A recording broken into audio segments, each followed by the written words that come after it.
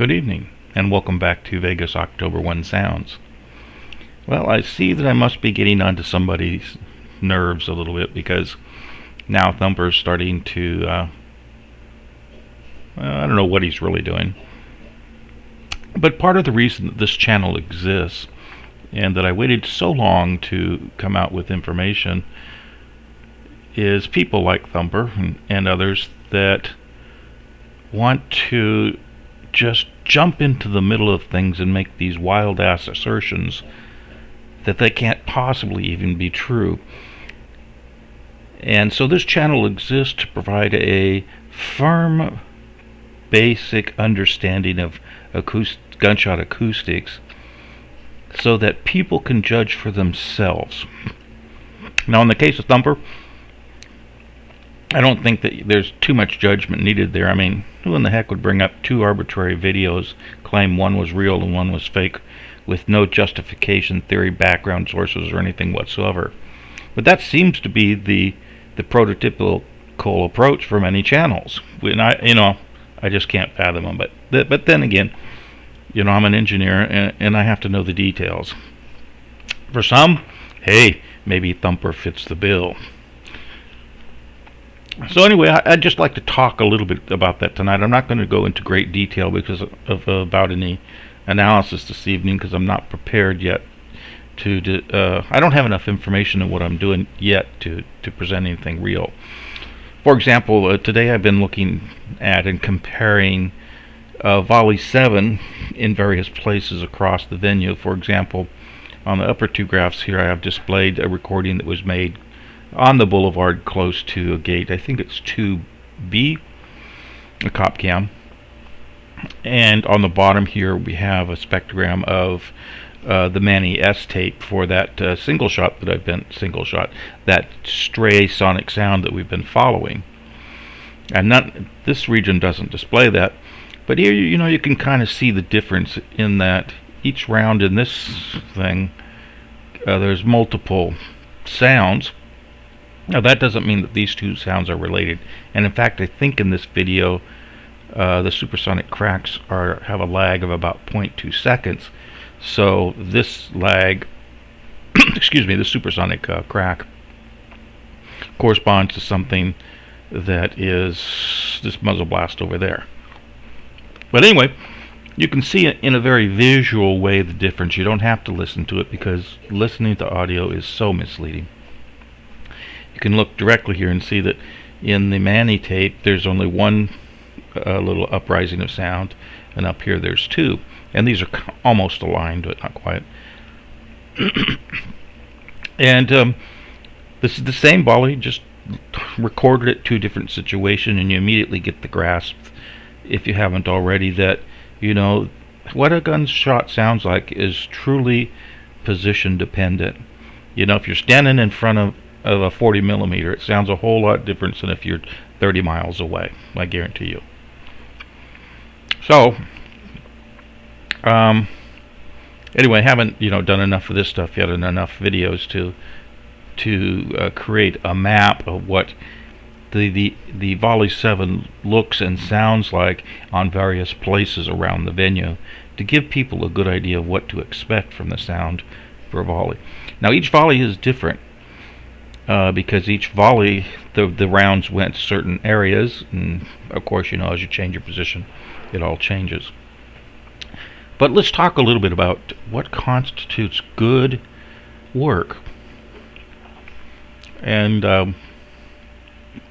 how is it that the community can even begin to believe folks who, like Thumper, just want to come out and say, well, I know because I'm a Marine. Not to knock Marines at all, all of my best friends are servicemen, and they're typically servicemen who are 20 years my senior.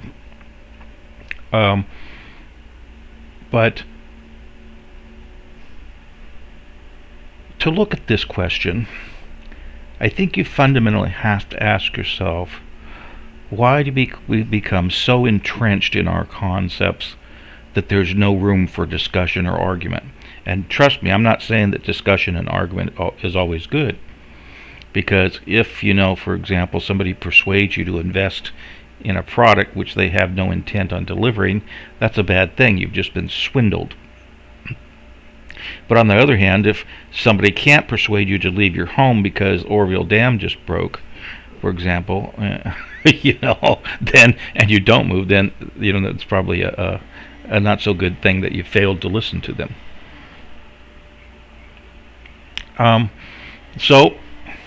And Vegas seems to have lots of everybody. Now, I know I'm not going to solve the world's problems or anything, but when you come to this channel, I want people to feel secure in that the knowledge that I presented is at least based in some sound theory. And that's why, on occasion I I present people who in the field are experts in the theories regarding all this stuff. None of this stuff is made up. I just might be refining it in a way that I can make it more presentable, or I might be finding even novel ways to present the information. For example, let's see here. If I were to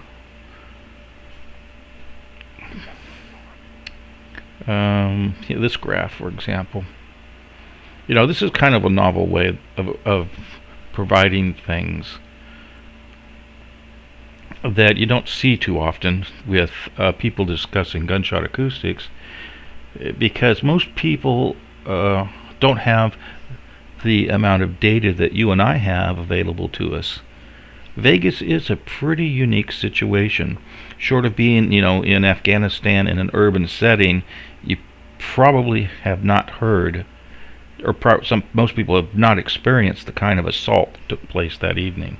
With 1,000 rounds from an elevated position with line of sight. It was a dry, hot evening, and things were just the way they are. Most of the time, gunshot acoustics is discussed in terms of ones, twos, or tens. And people want to isolate those individual shots down and dispatch cops or soldiers or whatever. Rarely is it ever discussed when you have not only 1,000 rounds, but you have 100 different videos recording those volleys. So, all in all, if you wanted to look at just the supersonic cracks and the muzzles, you could easily reach a data set size that was on the order of 100,000 data points. And then if you wanted to include, reflections and hits and all that sort of stuff, could easily approach 250,000 data points. And most acoustic analysis scenarios I've seen, let's say for example like the JFK, you got just a few sounds there, gunshot related anyway, and so you don't have the luxury of coming up with a graph like this, which depends upon anywhere between 20 and 100 data points to create. So this is a novel way. I did something on the boxing algorithm, which was a fairly simplified approach to narrowing down or localizing the shooting location. And while that wasn't novel or new, it was a way of presenting things so that you didn't have to deal with complex math involving parabolic equations and their solutions for the foci point. So that's what this channel is about. And regardless of what fellows like other channels do, I'm going to stay on point. And the point is that when you come up with an absurd statement that's easily verifiable with the standard theories from gunshot acoustics, I'm going to hop on it. Now, if you're a survivor and you want to believe it, that's fine. I'm not going to bother you. But if you're just, rambling on to be rambling on and asserting authority over things that you have no business asserting authority over, I'm going to look at it and say, hey, look, this isn't right. Your theory is false, your observations are crude, and your conclusions are more than incontrovertible. Or should I say less than incontrovertible. And that's who I am. I'm a detailed and a factual type person. That doesn't mean I don't have great intuition, because I do. and that's kind of required for my business. So we can ask ourselves a couple fundamental questions. Is this type of analysis too complex? Well, in some ways it is. But if you want to do anything with acoustics, you can't just do it from the amplitude things like Thumper gave you, and you can't do it from just listening, because those tools, the ear and the amplitude plot, don't have enough information in them that is accessible for you to make any real conclusions. I mean, take a look up here at this amplitude plot and look at that, and while you can clearly see peaks and valleys and other things in there, it's hardly comparable to this, where you can clearly see that there are groupings and they have different frequencies, and one's high and one's low, and in between there's crap, and you can quickly get a feel that there's two separate phenomena going on here, and there are. There's two separate sources of sound. One is from the muzzle and one is from the bullet. Whereas up there, you're not even clear what's what, let alone if you use the scale that Thump did, which is like that. I mean, in this scale, you can see that it's flat. The overall amplitude is flat there, comes down, goes back up, blah blah blah, it comes down, goes back up, etc. But at this scale, each one of these spots, let's put one right on the line in the middle. Let's pick one that looks like, that one looks like one thing, but when you open it up, you begin to see that it's two. Yeah, but yet, just from the eye, unless you're an extremely trained expert, you don't know which is which. Because at this scale, they both look very, very similar. Oh, sure, one's wider. But if I were to hazard a guess, the wider one I would initially guess is the muzzle blast, but when you really start looking at it, it's not. It's a supersonic crack.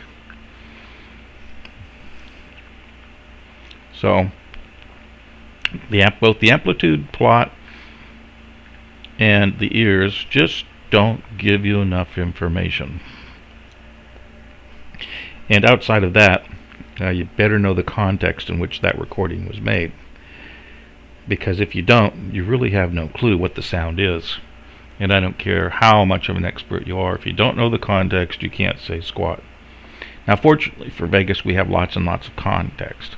I mean, audio analysis is great, but it doesn't stand in total isolation to all the other information, too. I mean, people died. Yep, I believe that people died. And I don't just believe it. We have enough corroborating information to prove fairly conclusively. We also have shells. We also have statements from people, and we have fragments, picked up from the ground. We have fragments from the hospitals. We have traces of metals in people's blood. There's all sorts of other things, context, where we can make the bold assertion that these types of waveforms are likely to be gunshot sounds. And if that's not enough, then you could do like what I do, is you go out and you grab recordings of guns that are in kind of similar positions. Now, none of them are actually similar to Vegas, but you can grab a video off of YouTube where you have an AR-15 being fired either with bump stock or an automatic fire or single shot, and you can grab those and you can look at the frequency bands and then compare them to these and the amplitudes and compare them and all that sort of stuff. And that gives you third-party credibility. That is, you don't have to rely upon the context that's presented strictly within the framework of the Vegas shooting. So there's enough information out there to unequivocally say that these sounds are in fact gunshots. And for those that want to argue otherwise, well, that's their prerogative, but they're going to get awful frustrated in life. And to ever reach a formal setting and for which things are a little bit more rigorous, shall we say, they're going to be laughed out of town. Now, for those of us on YouTube, well, I don't know. It seems like these days, both in politics and the news and everything, the preposterous seems to be the norm. At least that's the way I feel. And yes, I'm a conservative in the sense that, I'm responsible for money. And about age 35, it dawned on me after being hit over the head with half my paycheck going to the federal and state government all the time that, what's this all about? What am I getting back for my money? So I started voting for those people who would theoretically give me a little bit of that money back, or not take so much away from me. And I'm a strong believer in a person is entitled to the fruits of their labor. And yeah, I'm also a Trump supporter. In fact, I'm a Trump advocator. I have a lot of conservative friends, and I told them point blank that the first time I saw Trump, this was the man, because I got sick and tired of the mamby-pamby Mr. Nice Romney and McCain getting beat by a new guy on the street, just saying one word and vilifying them and not fighting back. I got tired of the Republicans always trying to believe that the honorable, nice way would get them into the White House. And so I picked the guy who could do a little street fighting, and I've been proud of him since. Never turned back. Oh yeah, I have doubts, and oh yeah, there's times at which I know I could have said things better, but he gets the job done, and I'm voting for him again. And maybe that'll piss a few of my viewers off, but that's just who I am. And I'm sure that in the future I'll be pissing more people off. Why? Because I have this knack of looking at the details and putting things together that make sense. Not things that you just have to believe in. Because belief without, how shall I say, a foundation is pure faith. And I'm not knocking religions or anything, but, when the alligator's grabbing your ass, you better know how to swim or fight. Or both. So anyway, that's where it's at. So I expect that this channel, starting to become a little bit more prominent and being more aggressive, is going to have some harsh detractors, shall we say. But anyway. But that's the way it is. That's the way it's going to stay. I'm approaching 80 some videos now. I wonder how I did that many already, and I'm wondering what sort of impact I've made. I'm wondering if I could change the way I do things to make it simpler but yet more understandable. I'm always looking for ways to do that, but we're starting to get into things on this channel now that are truly complex. When you start talking about how a device records a gunshot sound in various different positions at various different yardage behind various different objects while the person's running and turning and all that, this is complex stuff. Very, very complex stuff.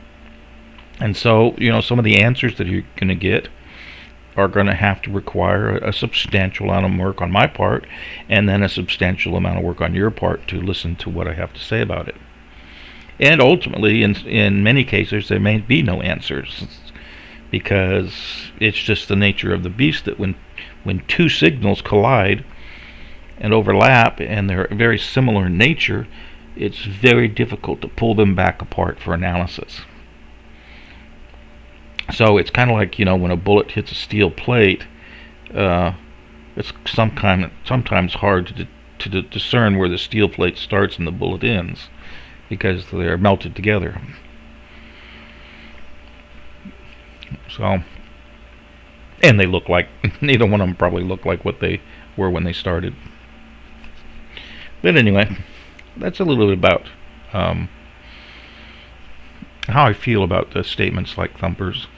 And I'm beginning to feel the frustration, that most Vegas presenters feel, where you take a position which you feel is reasonable, rational, with sound foundation, and people just come up with these arbitrary, nonsensical things to shove at you and try to discredit you.